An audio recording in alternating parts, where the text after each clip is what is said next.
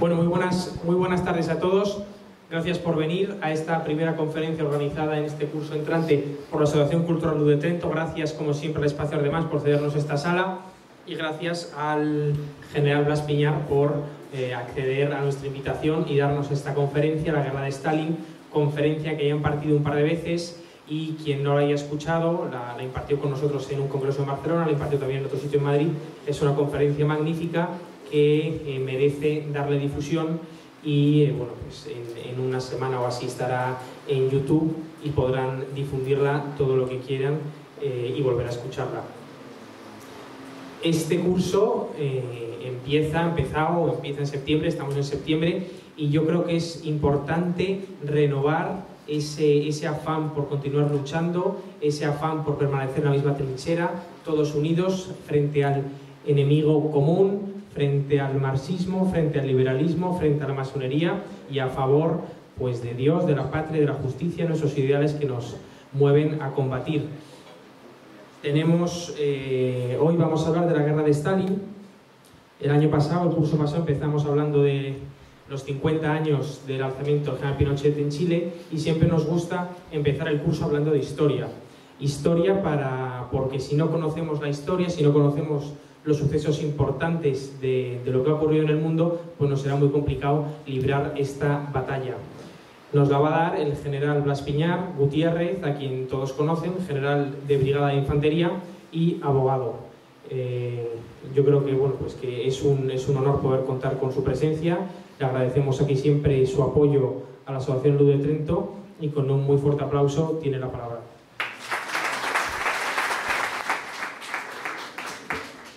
Buenas tardes a todos, muchas gracias en primer lugar a Luz de Trento y especialmente a SIS por esta presentación.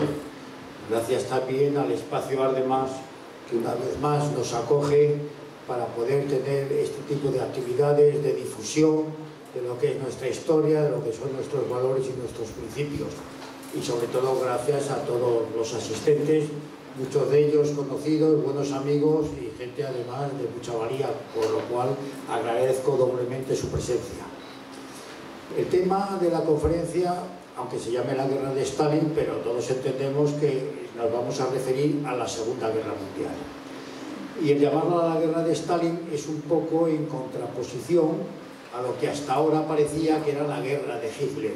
Hitler era el malo, el que había provocado la guerra, el que fue vencido y del que había que hablar siempre poniéndole en el lugar de los personajes que había que olvidar en la historia. No olvidar, porque si se olvida parece que puede renacer su figura de alguna manera. Pero sí es cierto que aunque lo llamemos guerra de Hitler, guerra de Stalin, yo creo que al llegar al final de la conferencia, por lo menos esa es mi intención, es que la podamos llamar la guerra de Roosevelt, porque es realmente quien dirigió el inicio, el desarrollo y sobre todo el final y las consecuencias de la guerra. Y todo esto que digo se contrapone totalmente con la versión repetida por muchísimos libros exhaustivos, generales, parciales, algunos temas específicos, incluso de los documentales que constantemente vemos en todos los lados, sobre todo en televisión, sobre la Segunda Guerra Mundial. Es como una versión oficial, donde hay claramente unos buenos y unos malos. Los buenos hacen todo muy bien y los malos hacen todo muy mal. Ya sabemos que esto en la conducta del ser humano es plenamente imposible. No hay nadie totalmente malo y nadie totalmente bueno. Somos una mezcla. Lo que sí es verdad es que suele tener mayoría de acciones buenas y malas que nos permiten de alguna manera una valoración ética y moral de las personas y también de las naciones. Bien, en este contexto llama la atención que aparece un libro hace pocos años de un historiador norteamericano, Sean McKinney, que es el que llama la guerra de Stalin, por eso cambió el título, en el que va a ser la base un poco de lo que voy a exponer, la base nada más, porque lo que explico o trato de explicar ya se había dicho, ¿no? McKinney, que lo dice, lo corrobora, sobre todo con muchísima documentación, con la capacidad que ha tenido, porque es un historiador joven, actual, de llegar a muchos archivos que hasta ahora no se habían difundido y de penetrar sobre todo en una gran cantidad de documentos y datos de lo que fue la actitud de los Estados Unidos, concretamente del presidente Roosevelt, hacia la Segunda Guerra Mundial, cómo actuó, qué principios rigieron y cómo se desarrolló su actividad, sobre todo diplomática, geopolítica y también ideológica en esta confrontación. Y digo que este libro de McKinsey no es que nos abra totalmente los ojos, porque lo que viene a decir ya lo sabíamos sin tanta documentación. Yo voy a nombrar 4 libros, hay muchos más. El primero fue Derrota Mundial, de un mexicano, Salvador Borrego, donde da una versión totalmente diferente a la versión oficial. Es un libro muy difundido, con muchas ediciones, pero también tiene muchos años ya. Y la actualización que hace McKinsey en algunos datos y en algunos de estos, pues era muy necesaria. El segundo libro es el de Europa a oscuras, de un francés, Paul Brasinier, que se centra más en el tema de lo que pasó en Europa, la gran perdedora de esta Segunda Guerra Mundial. Y Paul Brasinier fue una persona además que estuvo prisionero en los campos de concentración alemanes o nazis, como dicen ahora. Entonces lo cuenta desde dentro, sabe lo que pasó y contradice esta versión oficial de cómo habían sucedido las cosas.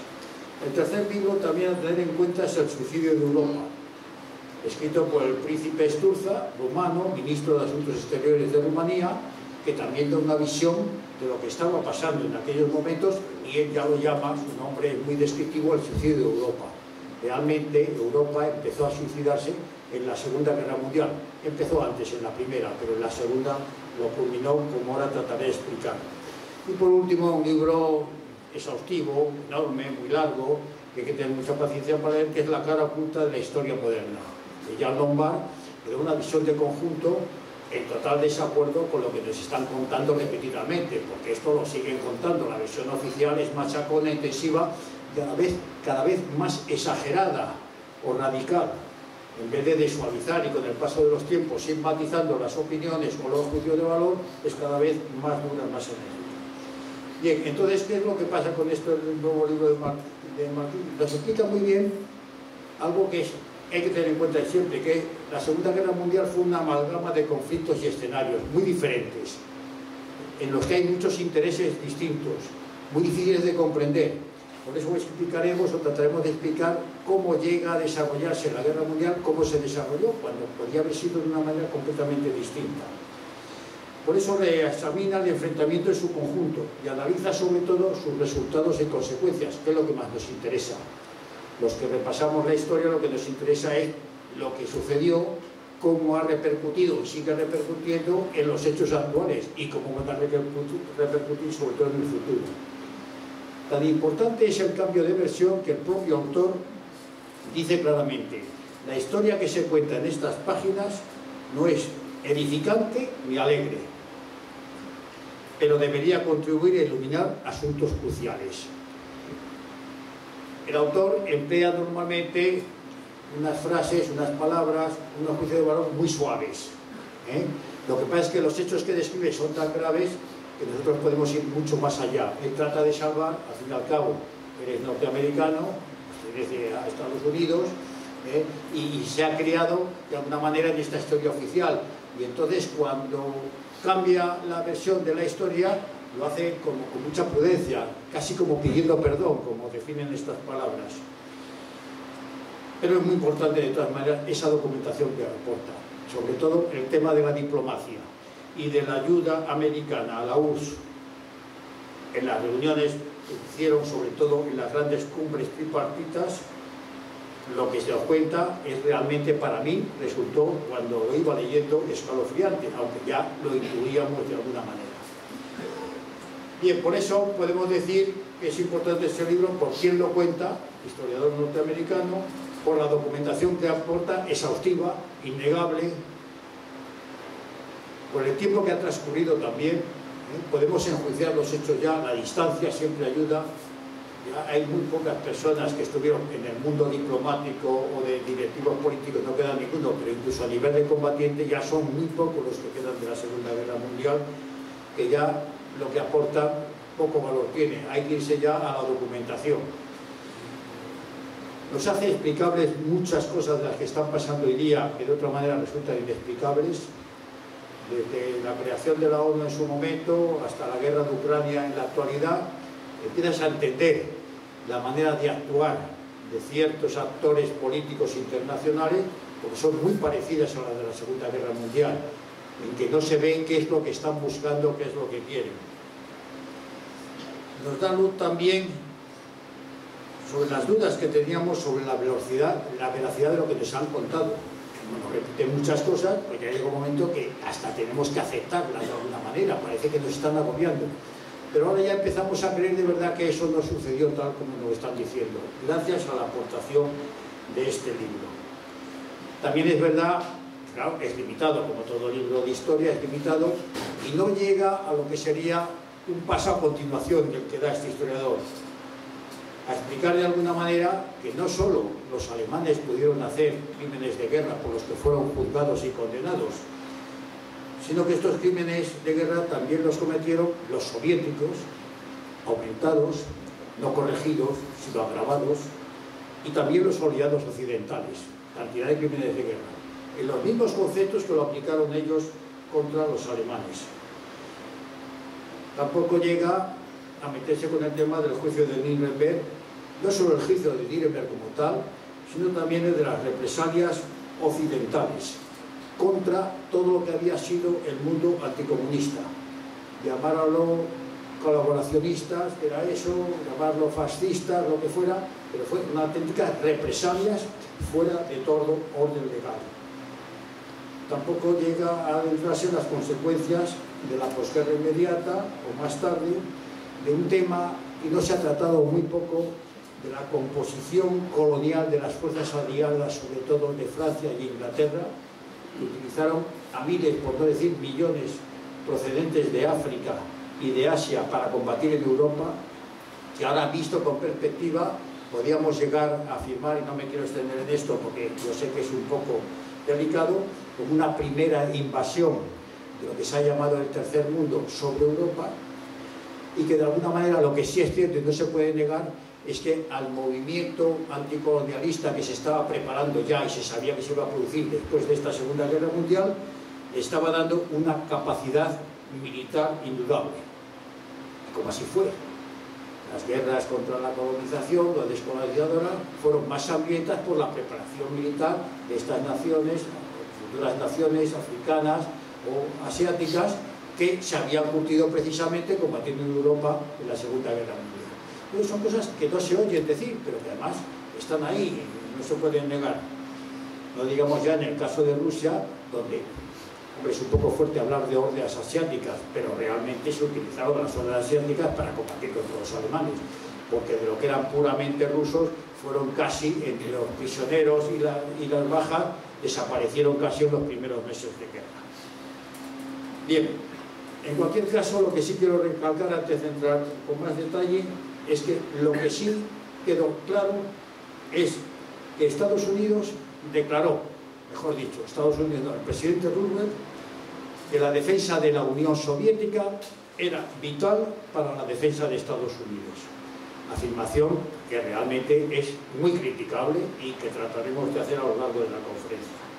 Por lo tanto, ya digo que fue fundamental la labor de Roosevelt en esta Segunda Guerra Mundial, tanto por la política interna dentro de Estados Unidos, como su labor diplomática, realizada solo a través, como hemos hablado antes, de las cumbres, y sobre todo por la enorme cuantía y clase de ayuda que se dio a la Unión Soviética.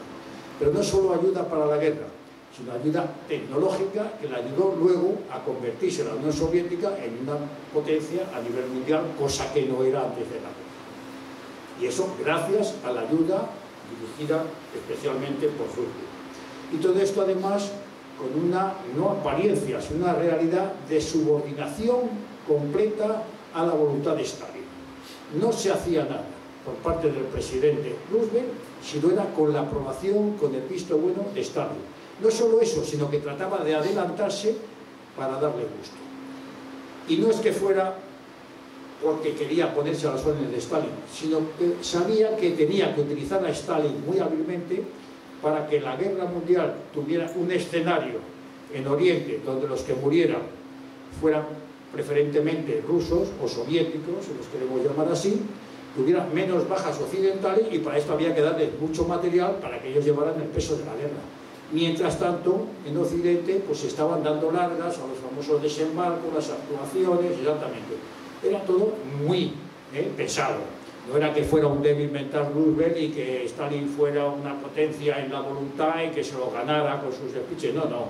Estaba perfectamente pesado. Lo que pasa es que la realidad fue una subordinación, de hecho, en el desarrollo de los acontecimientos a todo lo que pedía Stalin, pero todo iba con una intención.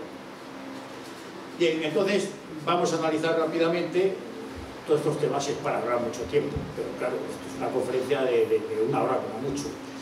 Vamos a ver cuál es el punto de partida, antecedentes y causas de la Segunda Guerra Mundial. Una cosa que para mí me parece muy importante, la determinación o el alineamiento de los bandos, porque los países que van a ser más o menos protagonistas toman postura contra los otros, cuando podía haber sido de otra manera, hasta muy poco antes de entrarse al conflicto, digamos, en su parte culminante.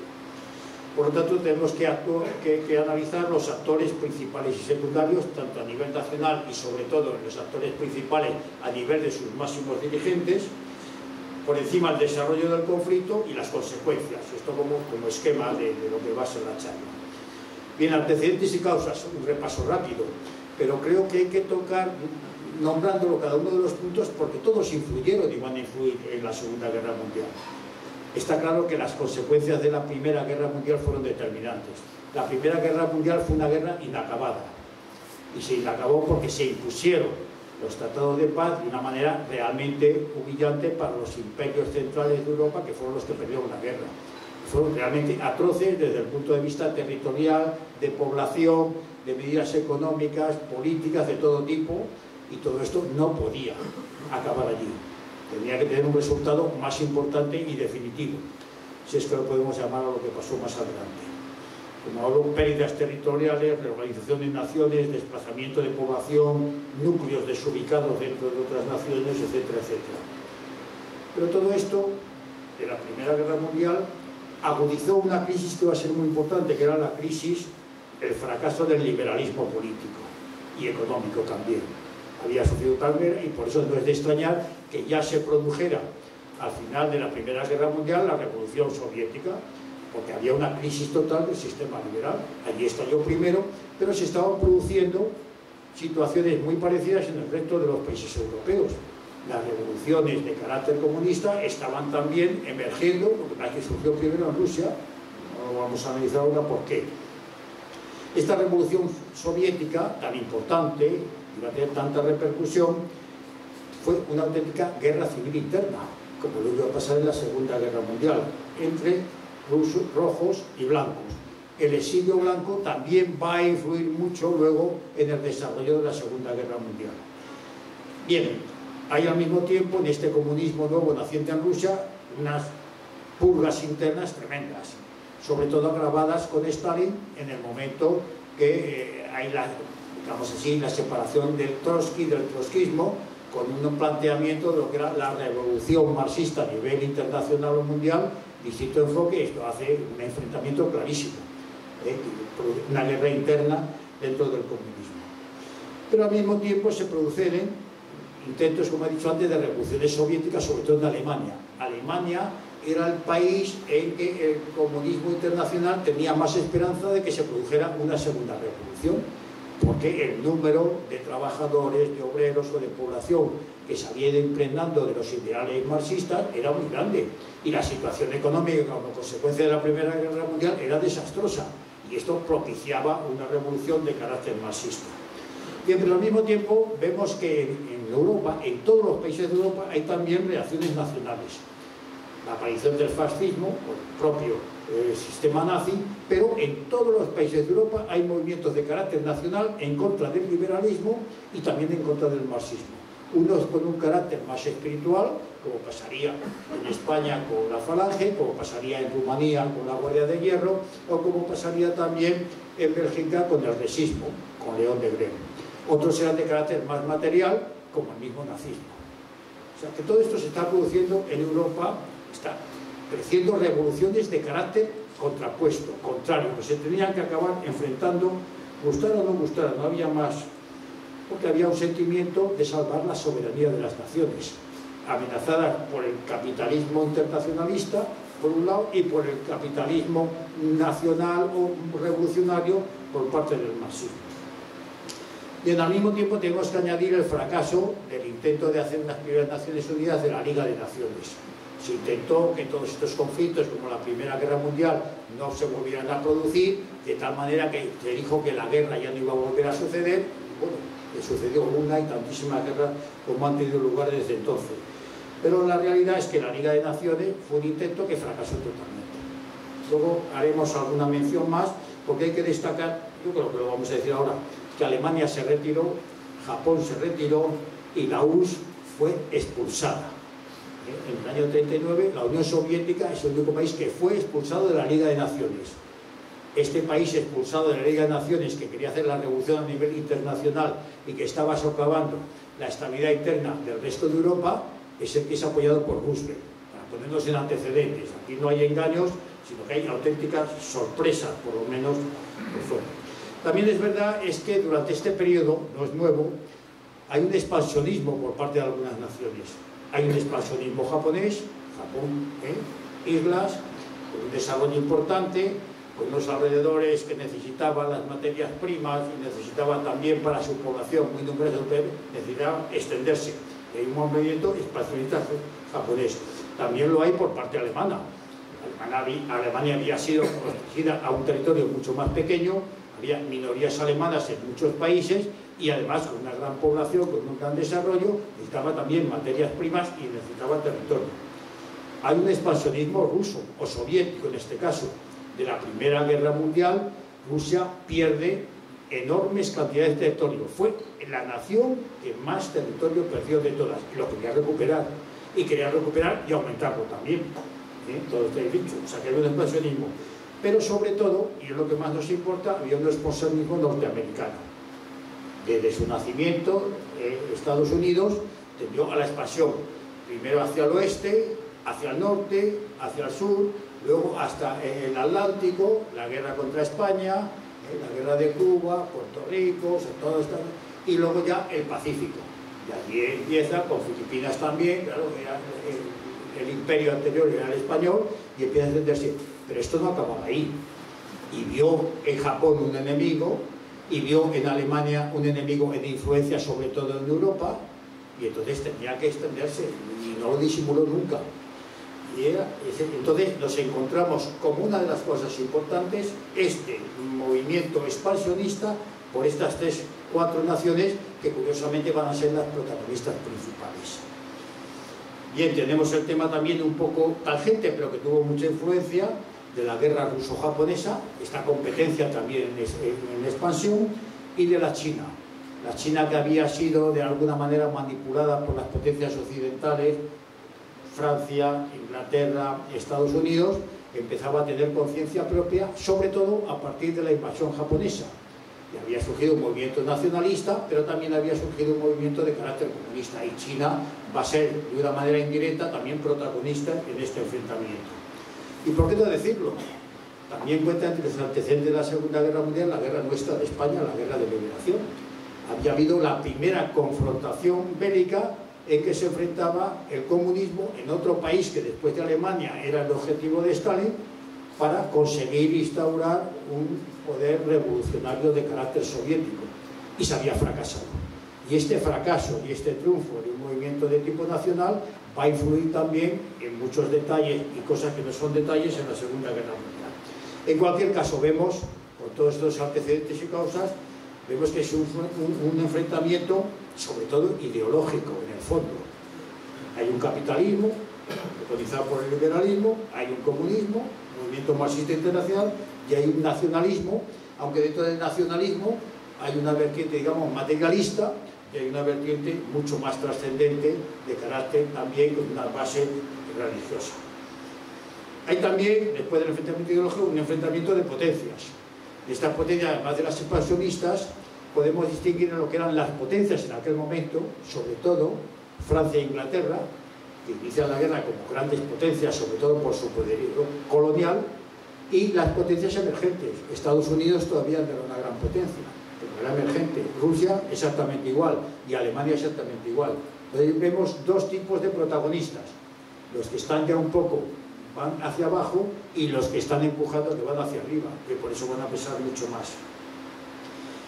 Bien, en cualquier caso, lo que sí hay y se va notando, y yo voy a empezar a reflejar, es que desde el inicio, los albores de esta Segunda Guerra Mundial, ya hay una pretensión de instaurar un nuevo orden mundial. O sea, no nos quedamos en esto que hemos dicho, en lo ideológico, el enfrentamiento de potencias, sino sobre todo que se está buscando un nuevo orden mundial. Y es sobre lo que se van a dirigir las líneas maestras de lo que van a ser los acontecimientos. Por eso, al hablar de actores, los principales son Alemania, por supuesto, un papel determinante en el inicio, y la Unión Soviética. Estas dos naciones, de alguna manera, no solo sabían lo que querían, sino que lo decían claramente. No pasa así con el tercer protagonista o actor principal, que es el Reino Unido. Su postura fue desde el inicio confusa. Intentaba defender su poder colonial y al final lo perdería, aunque fue vencedor. ¿Y qué le pasó? Que a lo largo del desarrollo va cambiando de posturas, va pegando cambios, mira para un lado, luego mira para el otro, traiciona a los amigos, traiciona también a los otros, se alía con los que eran sus enemigos el día anterior. Fue una política cambiante.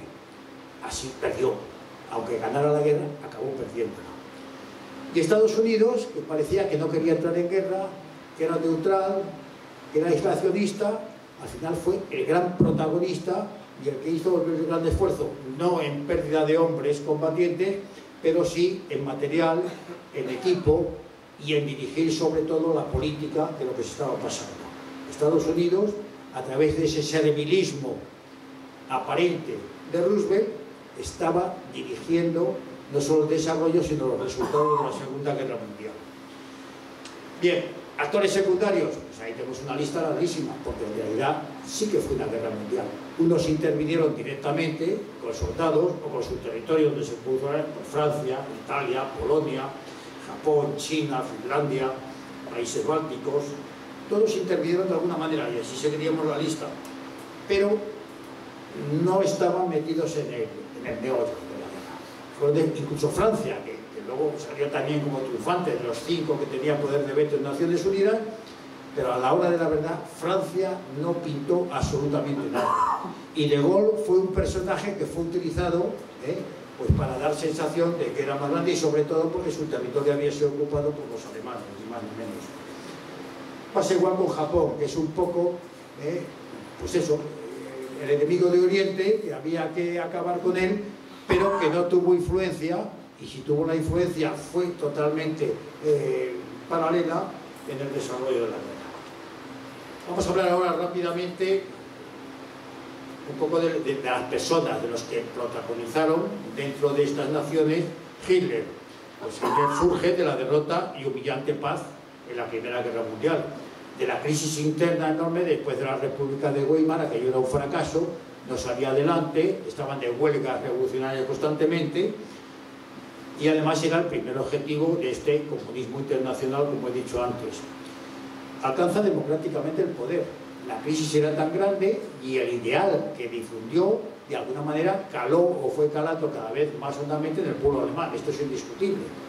De una nación destrozada y totalmente desarticulada, sale un movimiento con una fuerza que no solo va a cambiar en pocos años la situación económica del país, sino que luego va a desarrollar una guerra de casi 7 años contra todo el mundo, y aguantando. Esto es una realidad, es un hecho, y esto no sale por cualquier cosa. Algo habría en el movimiento que encabeza Hitler y en el nazismo para que lograra, en un pueblo que no era ni inculto, ni estaba de alguna manera manejado, que lograra este esfuerzo, no solo en la paz, sino sobre todo luego en la guerra. Bien, por eso sus objetivos eran claros: la recuperación alemana en todos los sentidos, pero recuperación no solo interna, sino de recuperar esas minorías, como he dicho, que habían quedado aisladas o divididas o integradas en otras naciones.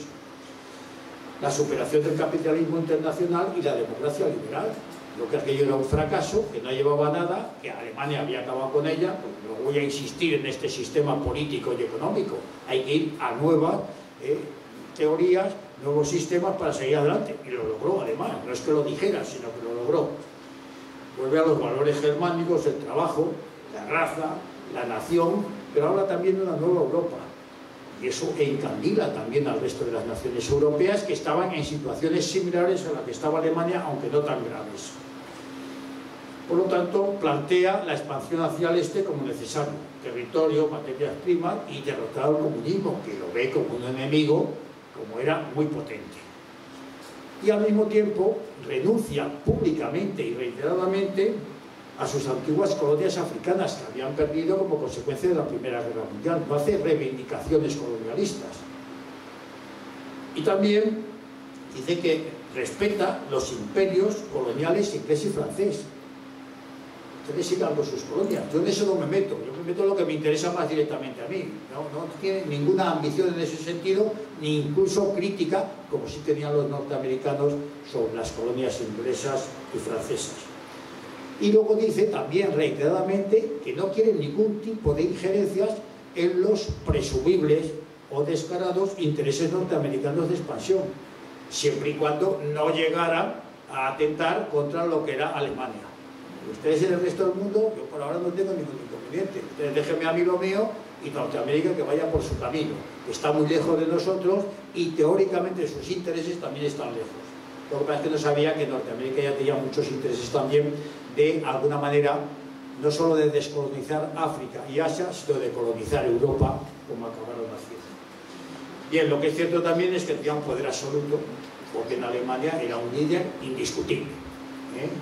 Los únicos que estuvieron en la oposición, ya cuando estaban perdiendo la guerra, pues salieron algunos disidentes con ánimo de supervivencia, pero nada más. Bien, Churchill llega al poder por las crisis políticas británicas, internas y de política exterior, porque ya la política colonial empezaba a tener sus pequeñas grietas, porque el intervencionismo en Europa se creía que Inglaterra tenía derecho a intervenir en los intereses europeos, por eso su apoyo sobre todo a Francia. Por eso hace su alianza con Francia y este pretendido, porque yo lo pongo en duda, apoyo a Polonia. Apoyaron a Polonia, pero luego la dejaron vendida, y así acabó Polonia después de la Segunda Guerra Mundial. O sea que el origen del desencadenamiento de los enfrentamientos bélicos, que es Polonia, fue tal vez la nación que más sufrió las consecuencias de esta Segunda Guerra Mundial, y de luego su libertad y su independencia totalmente perdida. El anticomunismo de Churchill, pues mucho de palabra, pero en realidad, si decimos que Roosevelt se plegó a las voluntades de Stalin, Churchill exactamente igual. Churchill viajó 2 veces a Moscú para recibir instrucciones de Stalin. Churchill se avino a cortar los planes que tenían de intervención en Europa, que era un desembarco, sobre todo en la parte del Mediterráneo, para, de alguna manera, atacar a Alemania desde la parte sur, cosa que era mucho más factible, sobre todo después de la desaparición del Afrika Korps, de la derrota en el norte de África. Era mucho más factible, mucho más seguro, el dominio de la Armada Británica sobre el Mediterráneo era indiscutible, mientras el Atlántico tenía mucho. Todo esto se vino abajo porque se lo dijo Stalin, y Churchill no. Y sobre todo Churchill traicionó a sus aliados, a los polacos, como luego veremos más detenidamente, y a los yugoslavos. Los entregó al comunismo, después de que habían sido los que habían mantenido la lucha contra Alemania. Bien, por eso digo que es una figura política desdibujada.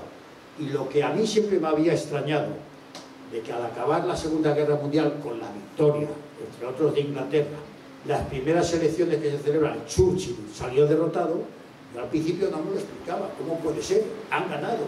Ha sido el líder de la victoria y en las primeras elecciones, es que en Inglaterra se habían dado cuenta de que aquello era una falsa victoria. Y ahora te explicas el por qué fue derrotado.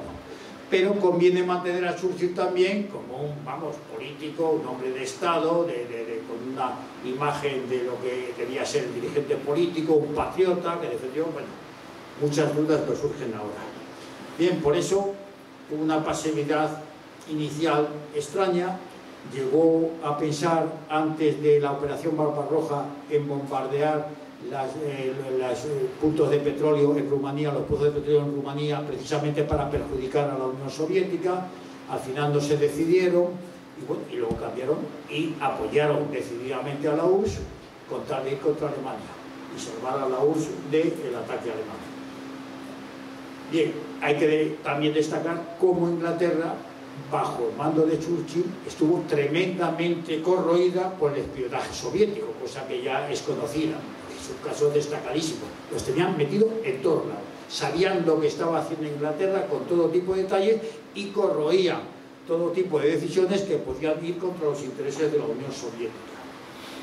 Y al final acabaron también sometidos al poder financiero de los yanquis, de los norteamericanos. O sea, Inglaterra se puso en manos de la ayuda militar norteamericana y, como diré o digo ya, igual que toda la ayuda militar y no militar a la Unión Soviética fue gratuita, no se exigió nunca la devolución, la de Inglaterra la hicieron devolver, pero vamos, dólar por dólar o libra por libra. Y además muchas veces la ayuda que había llegado ya de Estados Unidos a Inglaterra, de carácter militar, recibían orden de entregarse a la Unión Soviética, perdían esto que pagaban ellos y se lo entregaban a la Unión Soviética. Bueno, son cosas que hay que leerlas en la documentación que da McKinney para llegar a creérsela, porque no te puedes llegar. Esa ayuda norteamericana es que fue hasta suprimir productos de alimentación de Estados Unidos como la mantequilla, que llegó a escasear, para dársela a la Unión Soviética. O sea, que iba en detrimento del propio pueblo norteamericano a ayudar a la Unión Soviética. Claro, por eso decía que la defensa de Estados Unidos se basaba en la defensa de la URSS, porque tenían que justificarlo de alguna manera. Bien, sobre Stalin, ¿qué voy a decir? Sucesor de Lenin, dueño absoluto de la Unión Soviética, habían perdido grandes, inmensos territorios después de la Primera Guerra Mundial, habían salido con una crisis después de la guerra interna civil entre blancos y rojos, y una crisis sobre todo social, con un parón industrial y agrícola impresionante. Para colmo, agravado con las purgas internas, con el fracaso en Alemania, con el fracaso en España, la situación de la Unión Soviética era caótica. Se estaba hundiendo. El único esfuerzo militar que persistía, el único esfuerzo económico que persistía era en crear un inmenso ejército. Ahí sí que gastaba el dinero de la Unión Soviética. Todo lo demás estaba totalmente bloqueado. Bien, estaban además dedicados a extender el comunismo por el mundo a través de la Comité, trabajando en toda Europa, trabajando en el resto del mundo. Había grandes hambrunas, trabajos forzados como todos conocemos en el Gulag, y luego, como dije, la expulsión realmente vergonzosa de la Unión Soviética de la Liga de Naciones. Pero Stalin hizo un planteamiento muy inteligente, que fue primero maniatar a su principal enemigo, que era Hitler, como con un tratado. Hacemos un tratado de mutua defensa, nos ponemos de acuerdo, nos repartimos estratégicamente los territorios que nos interesan y luego ya llegará el momento, mientras yo me voy reforzando, de eso. Pero al mismo tiempo, él promueve el enfrentamiento entre los estados que llama capitalistas. O sea, yo me voy a pegar ahora con Alemania, no. Que se pega Alemania con Francia e Inglaterra, y luego, si es posible, con Bélgica, con Holanda, con Noruega, con Dinamarca, y si se mete Estados Unidos, pues muchísimo mejor, que se desgaste entre ellos. Igual pasa en el frente oriental. Yo ahora con Japón no hago un tratado, aunque estaban en conflicto, hago un tratado, oye, nosotros no nos pegamos más, y así que Japón se pegue con Estados Unidos, con Inglaterra, con Australia, con todos los países que haga falta, que se destruyan entre sí los países capitalistas. Y cuando se haya o destruido o hayan perdido capacidad de eso, entonces ya entramos nosotros. Entonces, su planteamiento fue ese y le fue saliendo bien. Pero no es que lo dijera de manera clara, estoy haciendo esto, pero los hechos lo estaban poniendo de manifiesto. O sea, Estados Unidos era consciente de esa política de Stalin, clarísimo. Inglaterra exactamente igual. Los demás países pues a lo mejor no tenían medios para saberlo, pero ellos sí. Por eso el acuerdo con Japón, tranquilidad en las fronteras orientales y que la guerra del Pacífico entre Japón, Estados Unidos y demás. Y luego, sobre todo, hizo muy bien el papel de víctima en cuanto atacan en la Operación Barbarroja los alemanes, la víctima. Él era tan demócrata, tan defensor de los pueblos, de los trabajadores, había sido sorprendido en su buena voluntad, el que había querido tanto a Hitler, que había dejado hacer tantas cosas, y de repente es invadido. Y este papel de víctima lo aumenta en su propaganda Roosevelt sobre todo, y Churchill también, lo hacen como víctima para justificar esa ayuda que le van a realizar. Y ante el ataque alemán, ¿qué es lo que hace Stalin? tierra quemada, no deja nada para el ejército invasor que pueda utilizar, purgas y limpieza interior y exterior, aprovecha más para los disidentes políticos dentro del comunismo eliminarlo, la exigencia de ayuda, como digo, y luego al final acaba acudiendo a la guerra patriótica. Ya se acabó el marxismo y el comunismo universal y la clase proletaria que tiene que imponerse al resto de la clase del capitalismo. No, ahora hay que defender a la gran Rusia, a la madre Rusia, y hay que defender a la Iglesia ortodoxa, que está siendo invadida por esos que no creen en Dios, como son los nazis alemanes. Acude a la guerra y le da resultado. Intensifica además la labor subversiva en los países donde va teniendo influencia porque le abren sus puertas, como son Estados Unidos e Inglaterra, y empieza a exigir además muy inteligentemente el botín de guerra. O sea, dice, yo me voy a gastar aquí, a mí me dan el material, el equipo, me lo pagan todo, me montan industrias y además al final de la guerra todo lo que pueda me lo llevo yo. Y se lo va a llevar porque se lo consiente.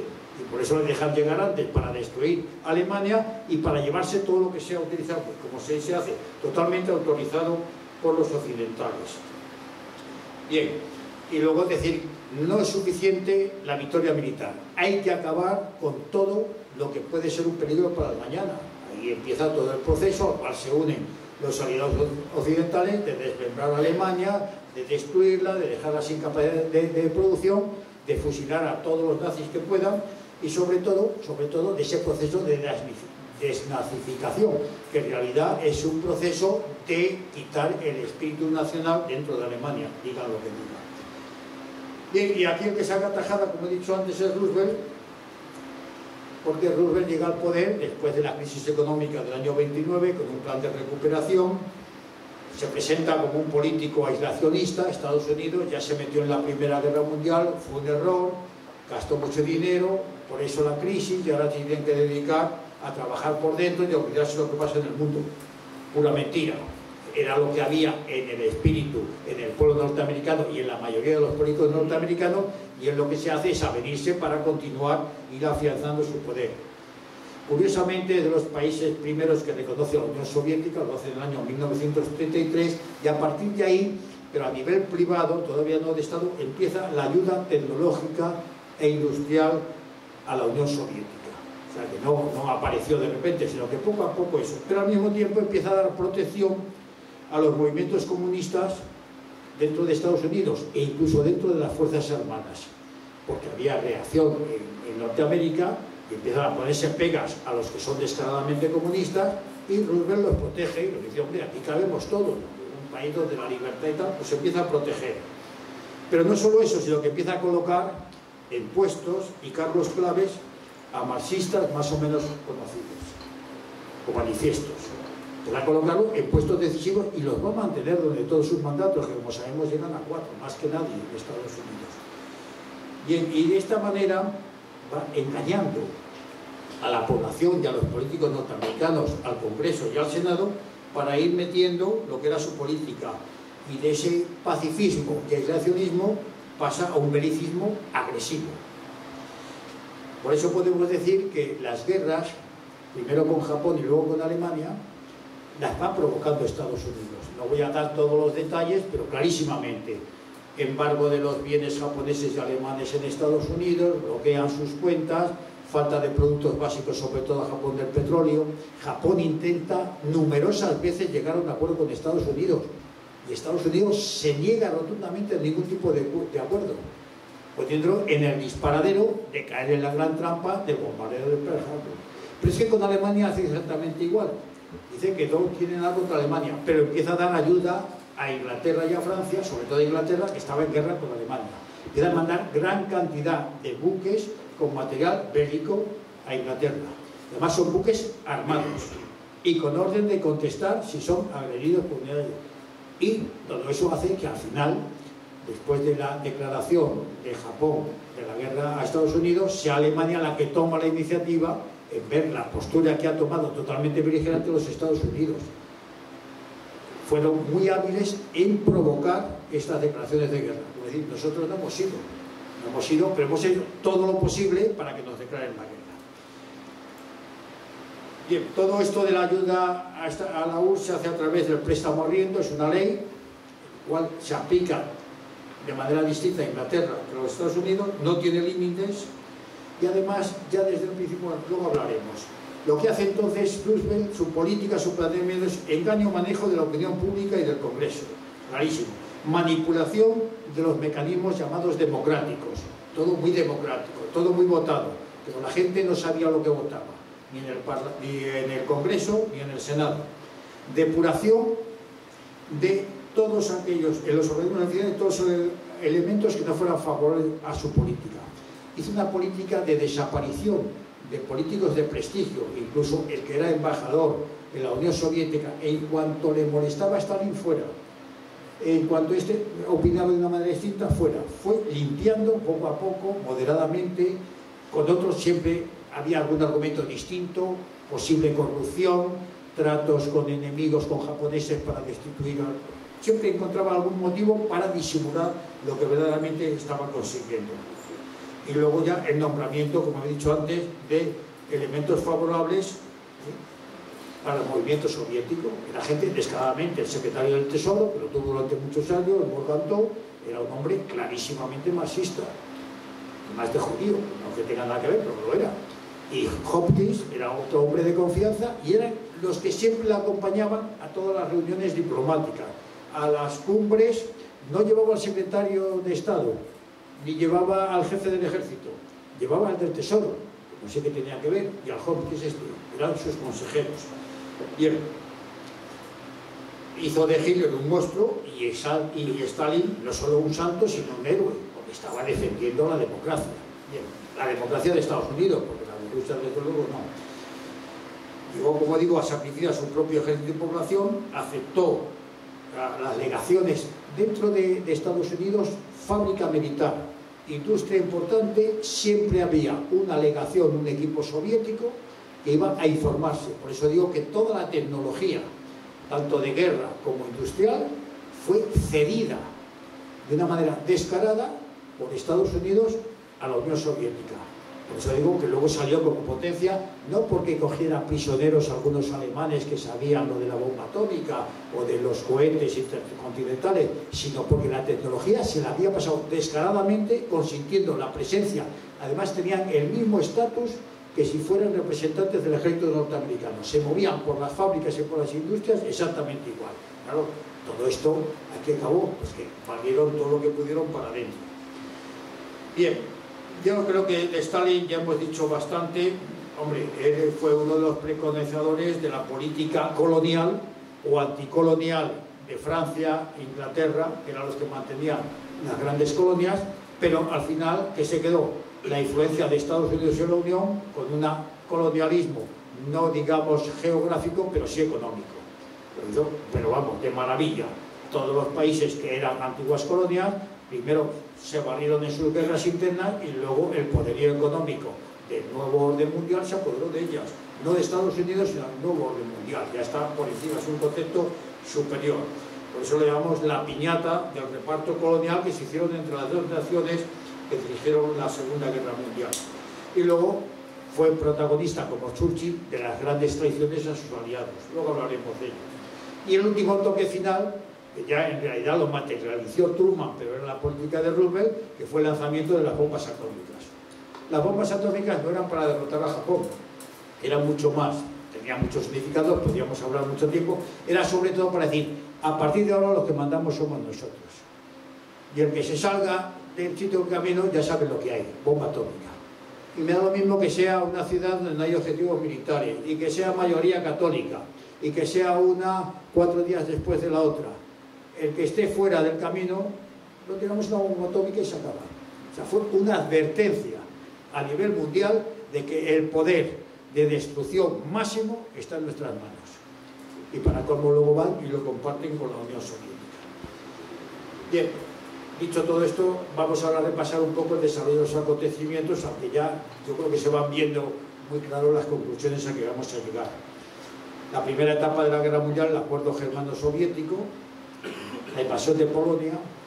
Lo gracioso de la invasión de Polonia es que parece que a Polonia solo la invade Alemania, y la invade también, como sabemos, la Unión Soviética. Pero es que la Unión Soviética no solo invade Polonia, es que inicia la invasión de Finlandia. Le salió mal, porque los finlandeses se defendieron y porque hubo ayuda internacional que impidió que pero es que se quedó también con zonas del Bajo Danubio y en la Bucovina rumana y tal también, o sea, aprovechó para un montón de expansión hacia Occidente que tenía ya planeado, aprovechando el tratado con los alemanes dijeron, bueno, nosotros lo que queríamos que era recuperar esta zona de Alemania, y le hicieron mano ancha hasta que siguieron pidiendo cosas, y fue ya cuando Alemania dijo, ¿hasta qué habéis llegado? Nosotros hemos sacado uno, vosotros habéis sacado 16, que fue la realidad. Pero de eso no se habla. O sea, parece que ni invadió Alemania, ni invadió el Bajo Danubio, ni la Bucovina, ni las reclamaciones que seguían avanzando, y sobre todo la influencia en la nueva Yugoslavia, que decían que eso era cosa suya, que ahí no se podían meter Occidente. Bueno, muchísimas cosas más que estarían muy largo, pero es importante recalcar. El ataque alemán a Occidente, además, a Rusia le viene de miedo, es lo que querían, que se pegara Alemania con Francia, con Inglaterra y luego con el resto de los países que le servían de paso. En los Países Bajos, Bélgica, Luxemburgo, magníficamente, ya se están pegando entre ellos, están perdiendo capacidad militar, se están perdiendo dinero, están perdiendo todo, y salían perfectamente. Todo cambia hasta la Operación Barbarroja, que es cuando ya hay un cambio de actitud en Inglaterra, que se declara claramente a favor de la Unión Soviética, con tal de estar contra Alemania, o tal vez por apoyar a la Unión Soviética, y Estados Unidos ya también se moja y empieza a desaparecer esa neutralidad que hemos dicho que había argumentado hasta esa fecha. Y además entra en conflicto el nuevo escenario de la China y del Pacífico, y las reuniones del Cairo, de Teherán, Quebec y Yalta, que ahora hablaremos de ella, se vaya marcando qué es lo que va, cómo se va a desarrollar esta Segunda Guerra Mundial y sobre todo qué va a pasar cuando acabe la Segunda Guerra Mundial. Y todo esto gracias a grandes tradiciones, como diremos luego. Bien, países bálticos, Finlandia, Besarabia y la Bucovina, Bajo Danubio, son las invasiones de la Unión Soviética. Inglaterra duda, pero al final, como digo, acaba apoyando a la Unión Soviética y por eso empieza a actuar también en el sur del Mediterráneo, en Creta, y trata de implicar a Dinamarca, Noruega, Bélgica y Países Bajos, que es cuando ya toma la iniciativa también Hitler de atacar decididamente hacia Occidente. En el bando oriental, ¿qué es lo que pasa? Lo hemos dicho antes, en el momento en que empieza la Operación Barbarroja, la Unión Soviética se desploma, toma decisiones que luego fueron favorables, la tierra quemada, la evacuación al otro lado de los Urales, es decir, aquí tenéis el terreno, nosotros trasladamos las fábricas, el poder político, las grandes producciones, y la ayuda de Estados Unidos va a llegar más allá de Siberia. No la va a mandar a la Rusia europea, la va a mandar al otro lado porque es donde tienen capacidad de aprovecharlo. Lo que se hace muy bien es que, de alguna manera, esta ayuda de los aliados llega inmediatamente y de forma masiva.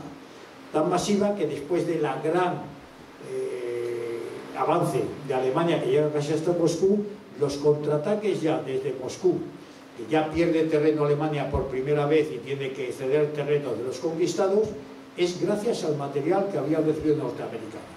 O sea, ahí no hay armas rusas, ni tanques rusos, ni camiones rusos, ni munición rusa. Esto ya es norteamericano.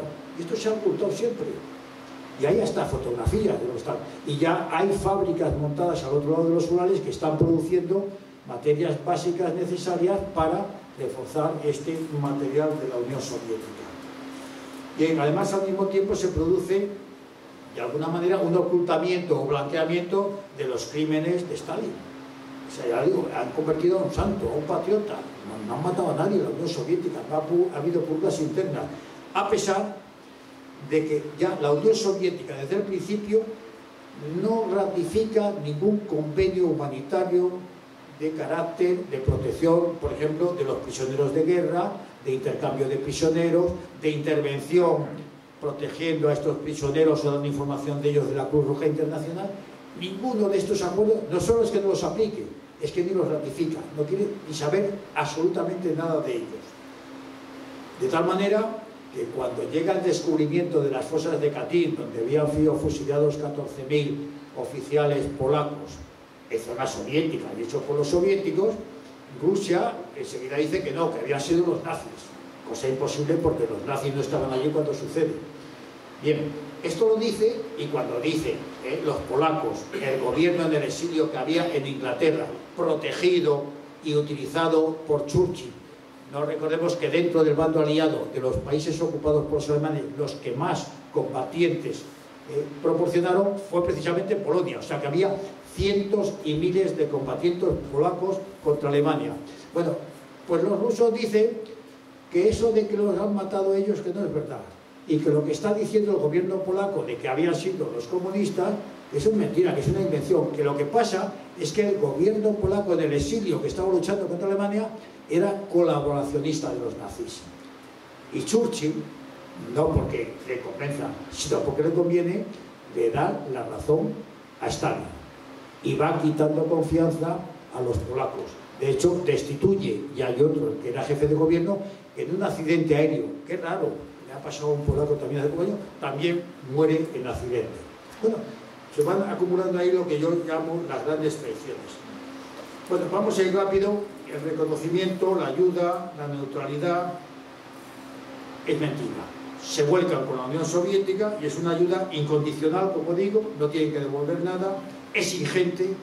Los documentos de los miles de toneladas, de la variedad de lo que les proporciona, es que no se pueden creer.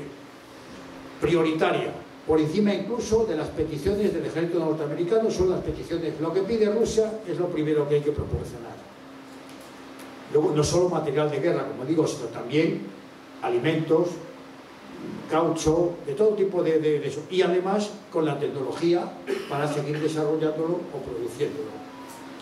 A esto tenemos que sumar que esta ayuda llegaba por unos caminos muy largos en distancia, porque había que llevarlos a Siberia, con un coste inmenso, que también era a cargo de los Estados Unidos, y con un riesgo tremendo, porque creían que muchos los que iban en barco, por mares y tal, porque los primeros puertos eran en el norte de Siberia, Arcángel y Murmansk, puertos que no tenían ni las condiciones que tuvieron que construir los propios norteamericanos para poder desembarcar tanto material, que además estaban mucha época del año congelados, y que para colmo, como cuando se vaciaban los buques, no podían volver porque no tenían suficiente peso para ir en condiciones, tenían que cargarlos con piedras porque no les daban absolutamente nada. O sea que la carga de vuelta eran piedras. Cosas curiosas. Luego ya fueron a través de Vladivostok, más lejos todavía, pero por lo menos el recorrido, aunque más lejano, era más seguro.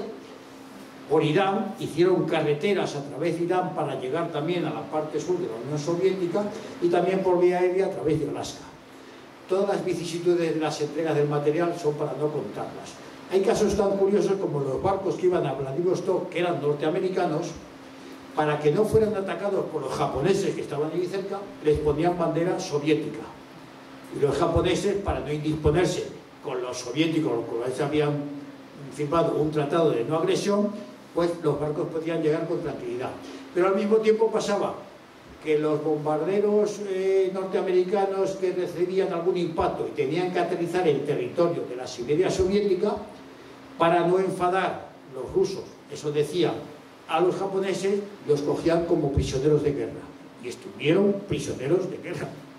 O sea que los aliados norteamericanos le daban tanta ayuda, los que se refugiaban en la Unión Soviética cuando sus aviones no podían continuar el vuelo, eran cogidos como prisioneros de guerra. Bueno, son de esas anécdotas, por llamarlo de alguna manera, que son incomprensibles para el sentido de la dignidad de una nación que está combatiendo y ayudando tanto a otra. No se puede entender.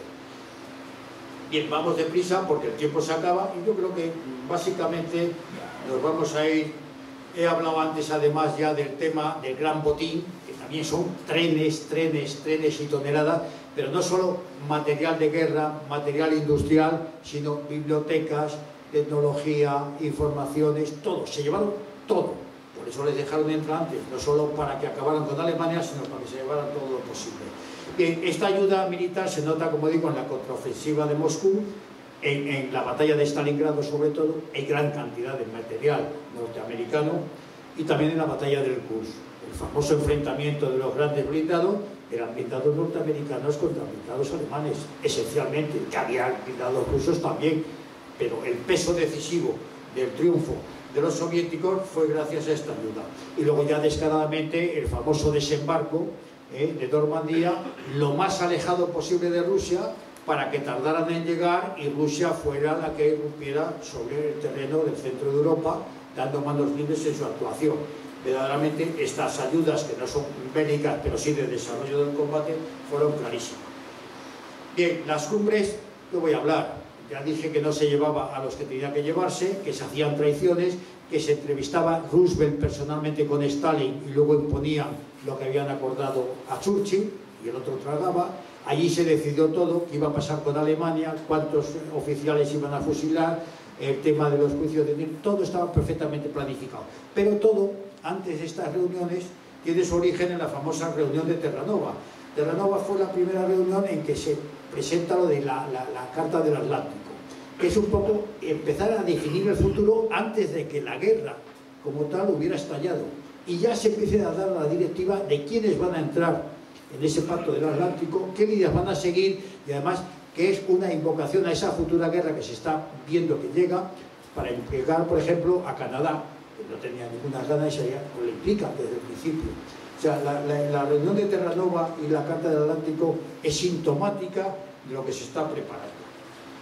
Bien, el diseño de la victoria se va haciendo en estas reuniones, en Yalta, en Potsdam, en Teherán, las tres más principales, aunque hay otras reuniones menos conocidas, en el Cairo, que se producen dos, y en Quebec.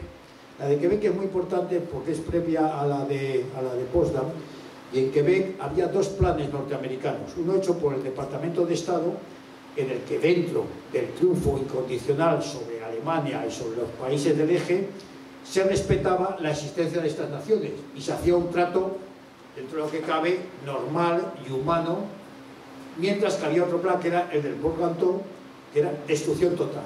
Aquí no hay que dejar nada. Que se mueren de hambre, que se mueran de hambre. Que se quedan sin industria y sin agricultura, que se queden. Alemania tiene que desaparecer como sea. Y al final se impone el plan duro, que es el que luego aplica. Luego tuvo sus matices, pero también muy hábilmente utilizado el plan Marshall para lo que había quedado de Europa. El plan Marshall no fue una ayuda a Europa, fue una apropiarse económicamente de Europa, y dura hasta nuestros días.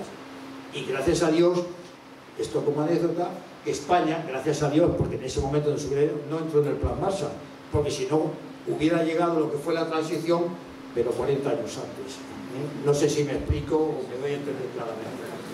Bien, en consecuencia, ¿qué es lo que ha pasado después de la Segunda Guerra Mundial y que nos implica ahora? Los juicios de Nuremberg han sentado base a que se pueden inventar unos delitos que no existían y aplicárselo como queremos por unos magistrados o por unos jueces que forman parte de los vencedores para destruir a los vencidos. Eso se hace en la Segunda Guerra Mundial, la defensora de la democracia, de las libertades, de acabar en las colonias para que las naciones sean libres de aftar, pero el juicio de Nuremberg es lo más antijurídico, antihumano, anticristiano que se ha podido ver en la vida. Y ahí sigue como referencia. La desmembración de Alemania que se impone, la división de Europa, que fue la gran perdedora, lo he dicho ya varias veces, la gran perdedora de la Segunda Guerra Mundial es Europa. Y sobre todo las naciones que eran potencias de Europa, Inglaterra y Francia. Fueron los falsos vencedores y salieron derrotados, pero a fondo. Se aprovechó también para hacer un exterminio del anticomunismo en Europa y en Asia.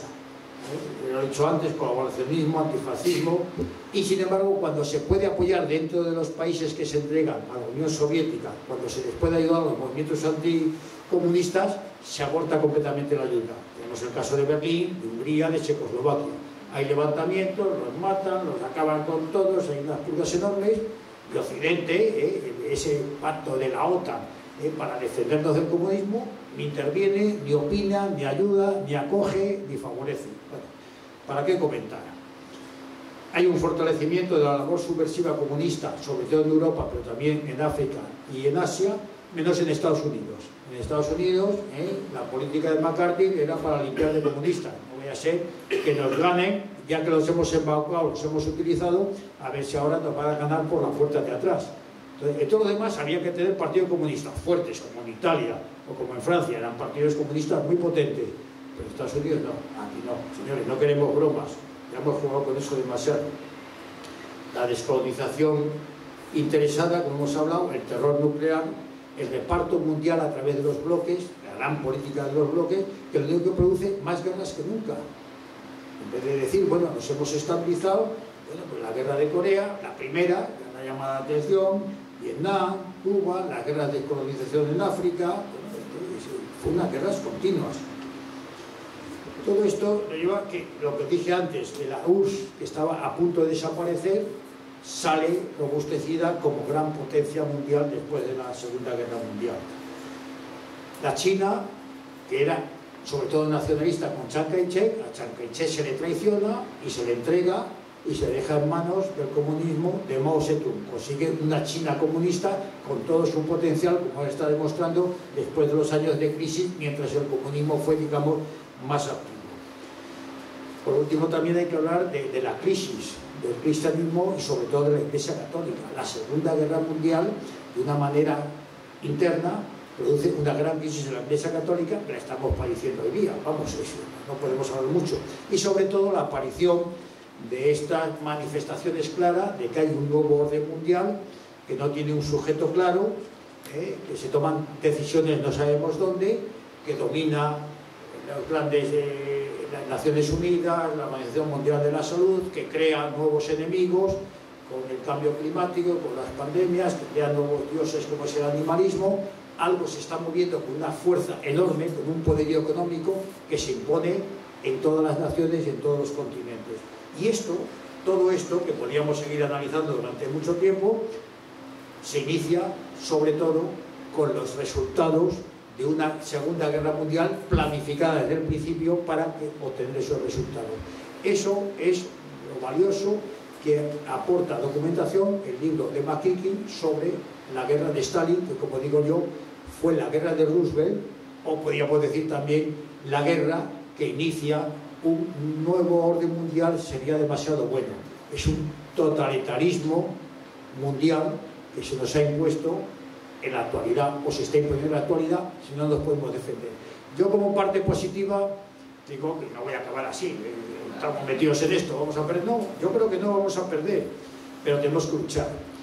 Lo que nos queda y que está de alguna manera reverdeciendo es la hispanidad, porque la hispanidad fue de alguna manera el llevar esta política cristiana, católica, con un orden basado en los principios y en los valores espirituales por encima de todo, lo llevó a un nuevo mundo desconocido, lo implantó, lo tuvo durante 300 años, el resultado fue magnífico, no solo desde el punto de vista social, espiritual, religioso, sino también económico.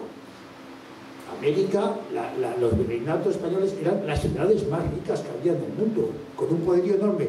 Todo esto se destruyó porque había que destruirlo. Para llegar a este nuevo totalitarismo mundial había que destruir la oposición.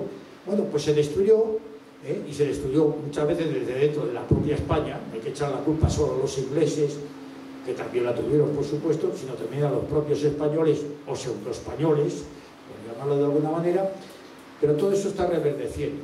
Hay en América, más que en España también, hay movimientos que hablan de la hispanidad, de la vuelta a la hispanidad, de que la hispanidad no es España, sino el espíritu de la España de entonces, que ahora tiene más fuerza precisamente en Hispanoamérica, que no es solo América, que es también Filipinas, que es también en los lugares de África donde estuvimos, en Guinea, en el Sáhara, pero que es un espíritu que se puede transmitir al resto del mundo, no es exclusivo.